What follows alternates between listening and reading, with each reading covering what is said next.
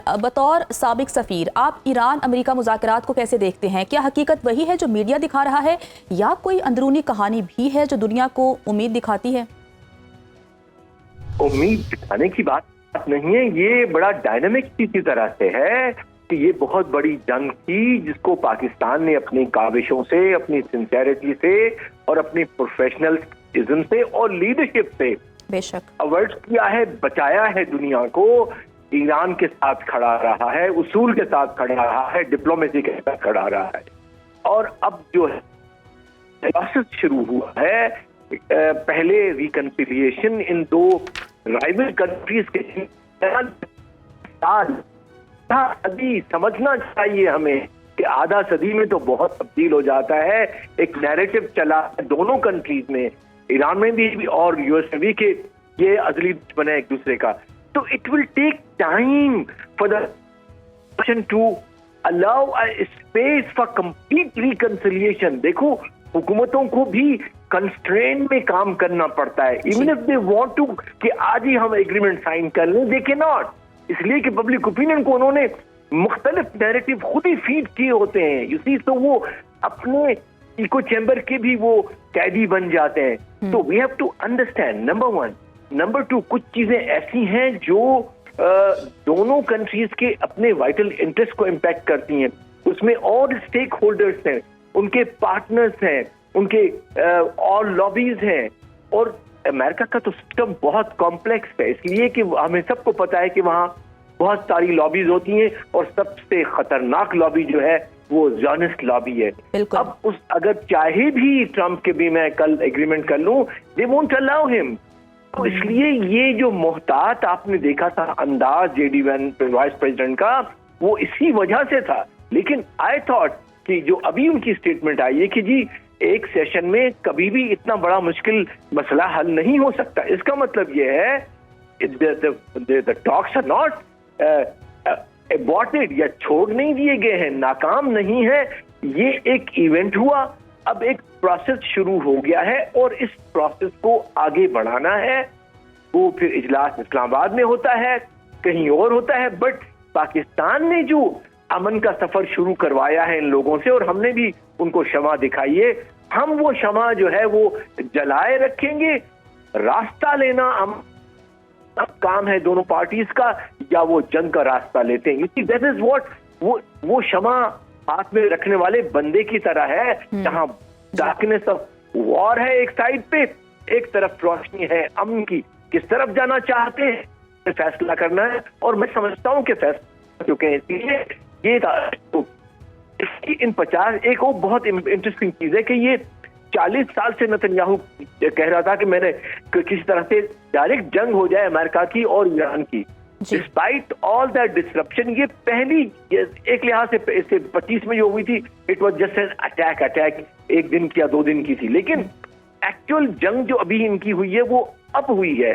तो जंग के बाद जो ताकतें होती हैं वो एक दूसरे को आजमा लेती हैं कि जंग के मैदान में ना इनको कोई ताकत दूसरे को हरा सकती है, ना ही अपने ऑब्जेक्टिव हासिल कर सकती है। लिहाजा ये लॉजिक बजाते खुद, कुव्वत का लॉजिक बजाते खुद अमन का रास्ता बनाता है। तो मैं being a student of like dialectics, तो मैं समझता हूं कि वो भी जो रैशनल है वो ही बता रहा है कि अमन का रास्ता is the only option for the party. बिल्कुल, ईरान और अमेरिका दोनों जानते हैं कि अमन का रास्ता ही दोनों के लिए बेहतरीन होगा। अच्छा सर, अगर हम बात करें अमेरिकी नायब सदर की, तो उन्होंने कहा है कि ईरान के सामने हमने एक सादा सी तजवीज़ रखी है, जो हमारी हतमी और बेहतरीन ऑफ़र है, जो उन्होंने ब्रीफ किया मीडिया को।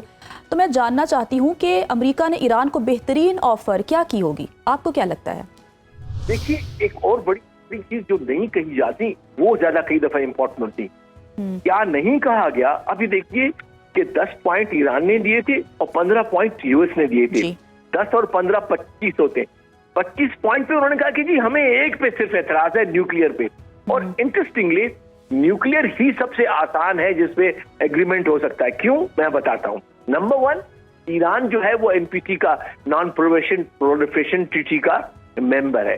उसका एक फ्रेमवर्क है, वो एक यूएन का प्रॉपर चार्टर है जिसके तहत वो होता है कि ये कहाँ तक एनरिचमेंट कर सकते हैं, क्या मैकेनिज्म होगा उसको वेरीफाई करने का। और प्लस वो उनकी एक फतवा आ चुकी है जिसको रिवोक किसी ने ना कोई कर सकता है ना किया है।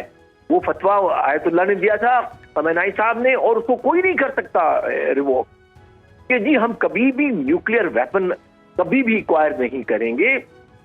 लेकिन बेसिकली ये जंग, अब ये खुद भी बता रहे हैं, जेडी वेंस के भी ऐसी आई हैं लीक्स के, उन्होंने कहा नेतन्याहू को कि तुमने हमें गलत जंग में धकेल दिया है। इसी तरह से ट्रम्प भी रिग्रेट कर रहा है कि ये गलत जंग हमने की, लेकिन उनको डिफेंड करना पड़ता है। ये मजबूरियां होती हैं बड़े लीडर्स की या छोटे लीडर्स की भी। जहां भी जो लोकल थे गलत फैसला कर लिया तो उसको डिफेंड करना पड़ता है। तो मैं समझता हूं कि अमेरिका ने देख लिया है कि ये फ्यूटिलिटी है, इस वॉर से फायदा किसी को नहीं होगा, बल्कि दुनिया की इकोनॉमी मुकम्मल तौर पे तबाह बर्बाद हो सकती है, और ऑयल का मसला हो सकता है, सप्लाई चेन का हो सकता है। तो आई थिंक तमाम इंडिकेटर्स यही बता रहे हैं कि अमन की तरफ जाएंगे इंशाल्लाह। जी चलें, अच्छी बात है सर कि अगर इंडिकेटर्स ये बता रहे हैं कि अमन की तरफ जाएंगे। लेकिन सर अगर हम बात करें सिफारतकारी की तो ये एक मुसलसल अमल है। जैसा कि हम पहले भी बात कर रहे थे कि अमेरिका और ईरान 40 सालों से एक दूसरे के दुश्मन हैं और वो इतने सालों के बाद मुज़ाकरात की तरफ आ रहे हैं, तो इट टेक्स टाइम, वक्त लगेगा।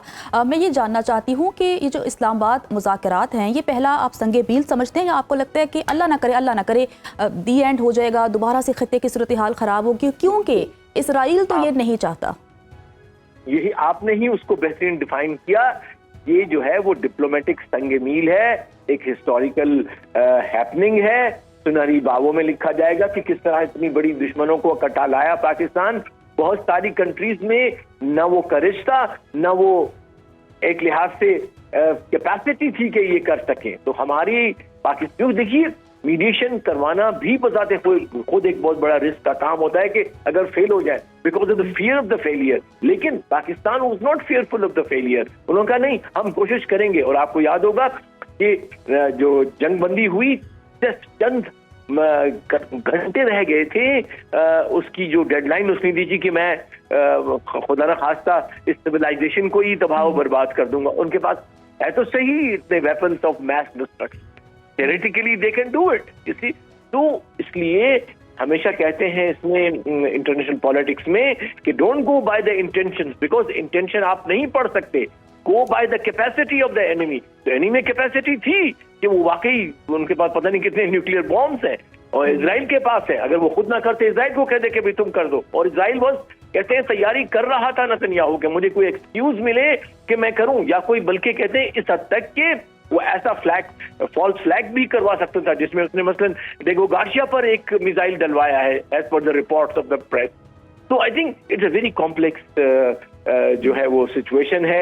लेकिन पाकिस्तान का रोल एक तारीखी है, पॉजिटिव है, कंट्रीब्यूटरी है, और पाकिस्तान का माशाल्लाह वकार और उसकी स्टेटस पूरी दुनिया में उजागर हुआ है as a positive peace loving country.